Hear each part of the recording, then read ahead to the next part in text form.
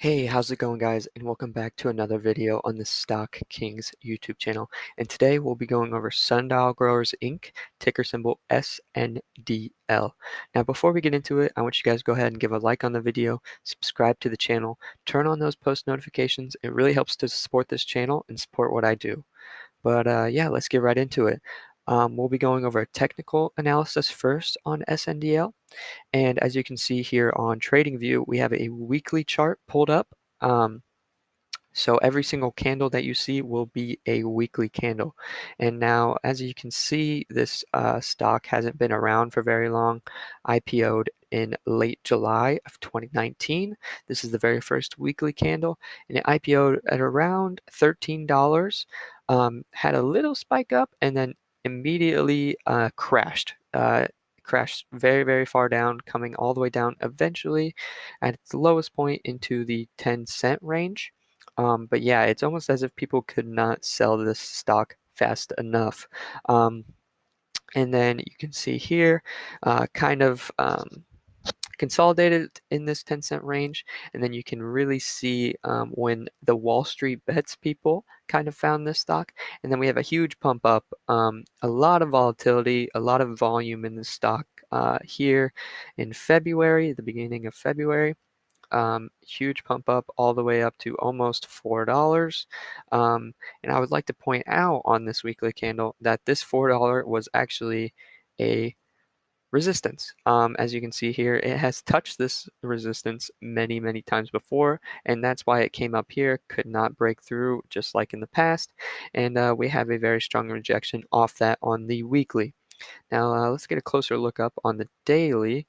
Yeah, as you can see here, we have it consolidating. Wall Street Bets picks it up, and then we have a huge pump up all the way up, and it's starting here at the $4 range, and then immediate, massive sell-off, huge volume down, eats up all the upward momentum that it had previously. Super strong rate or resistance at the $4, and it just comes all the way back down, and now we're consolidating in this range. We're on the daily chart in between 156, and then I have a support on 119. So resistance here, and then support here. Let's zoom in a little bit. Let's check out the 4-hour, maybe give it a little better view of this. But yeah, you can really see the range here on the 4-hour. So we have candles coming up to here, candles not going below here. So this is kind of our range on the daily. Let's check out the 30-minute. Okay, so on the 30-minute, you can see here it's been, going down, going back up, consolidating, going back down. Going down pretty consistently, I would say, creating new lows. And then as of today, pre-market, we break below this zone right here, and we come back into this one. So I have a range here on the 30-minute, and we're coming in at pre-market at around 126. So then this support becomes a resistance. It's very important to know once that support is broken and it goes below, it then becomes the top resistance. And now we need to have a new support, which was created by past price action here at 119. So we'll be looking for potential breaks out of this to continue up. And then if you are shorting the stock, anything below here, but anything in this range where it's trading at currently would be a no trade range.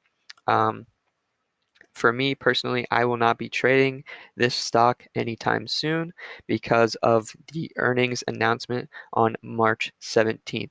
Now, that will be a super huge date for this stock because potentially with good earnings news, we could see this push back up, maybe even out of this zone.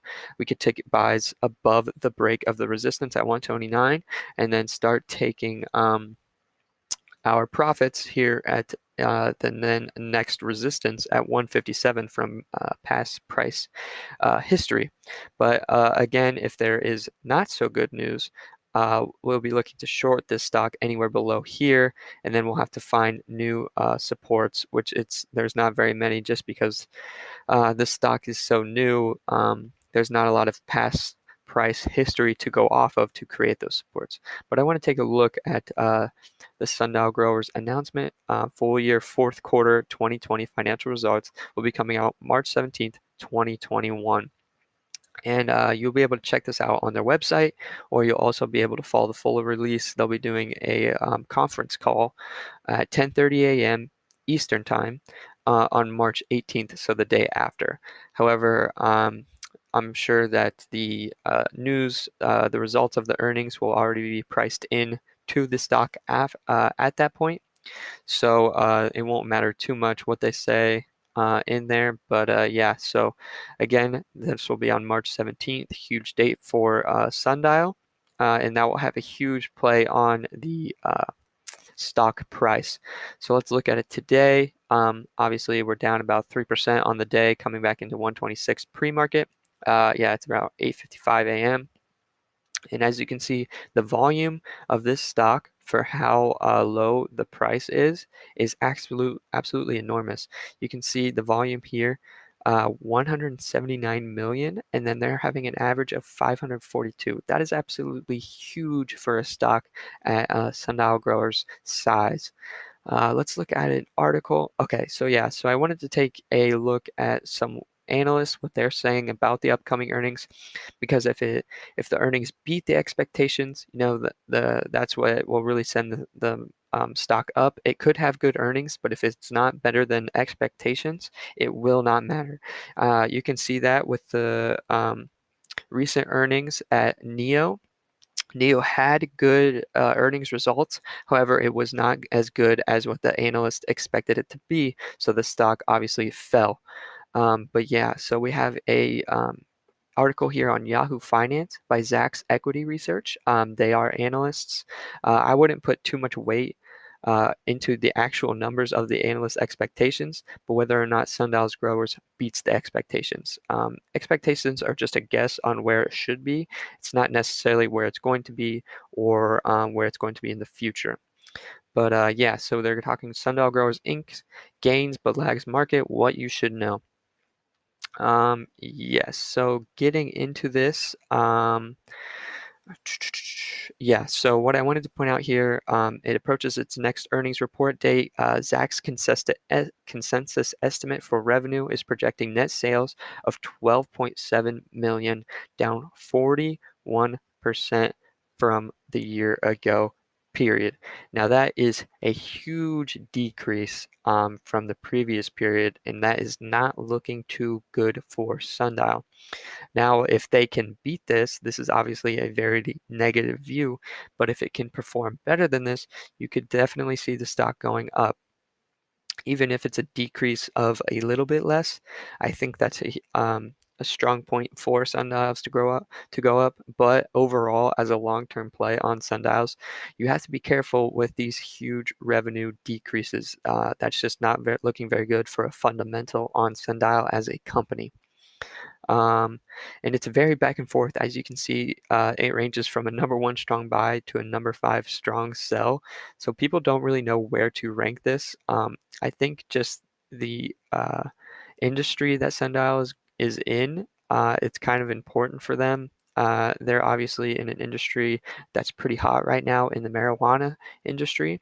They're with the Biden administration coming in. There's a lot of momentum. You can see a lot of marijuana stocks, pumping up just because of possibilities of legalization from the Biden administration. But I think that is the long-term play on Sundials. Fundamentally, as a company, they are not the best as of right now. One good thing fundamentally, as you can see here, valuation, their forward PE ratio is 33.25. This is a premium on the industry, having a average of 16.29 forward PE. So that's a small little glimmer of hope for Sundial and fundamentally as a company.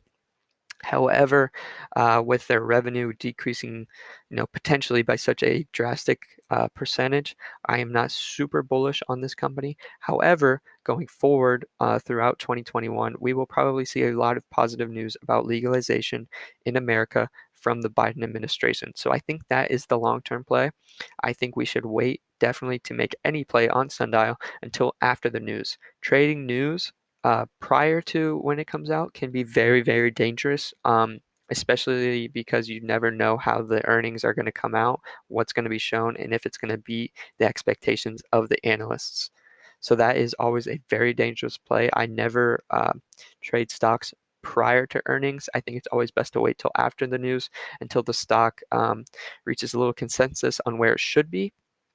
And again, with any news on any stock, there's always going to be an overreaction from the market. So whether it's good news, it's going to pump up higher than what the stock should actually be. And if it's bad news, it's definitely going to trade lower than what it should be.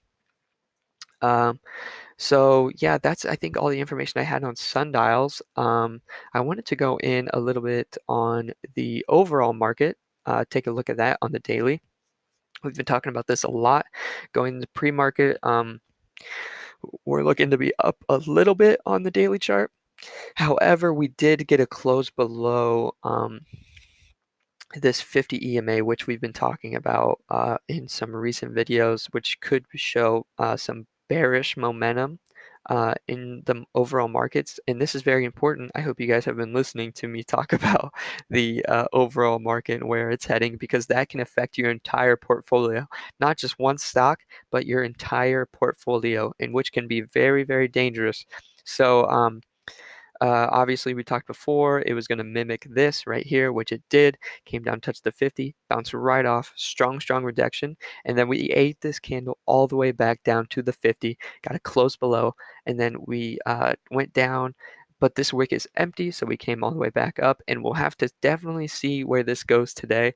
Today is a very important candle. If we can close back up above the 50, we're showing some more strength. We're showing more bullish. But however, if we do close bearish, depending on the strength of the bearish candle, we can definitely see more bearish momentum in the overall markets, which is definitely something we do not want to see. We like to have this continuation of the uptrend. Hopefully, this will keep going. However, if we do get a close bearish, that will be very, very sketchy. So some stocks that you can look into for bearish is the SPXS. So this tracks against the S&P 500. So if we do get a bearish candle on the daily on the S&P 500, I will definitely be looking to convert more money into this SPXS stock, just because if we're going to see more bearish momentum, I would like to have more money in something that tracks against the S&P 500. However, if we do show some bullish momentum on the S&P 500, we can look at SPY ETF. So yes, so if this continues to close below this 50 EMA, definitely looking to convert some money from this stock to the SPXS, just because I want to have my money where I think the overall market will continue. And that's the best way to hedge against the overall market, is to put your money into ETFs that will track against the market when it's going down. This will hedge you when the market does go down, and it's usually ebbs and flows. Like when it's coming down, it will protect your portfolio as a whole. But I think that's everything I had for you guys today. I hope you enjoyed the video. I hope you got some value. Don't forget to give a like on the video, subscribe to the channel, and turn on those post notifications to support the channel. I hope you guys have an excellent day, and I'll see you next time.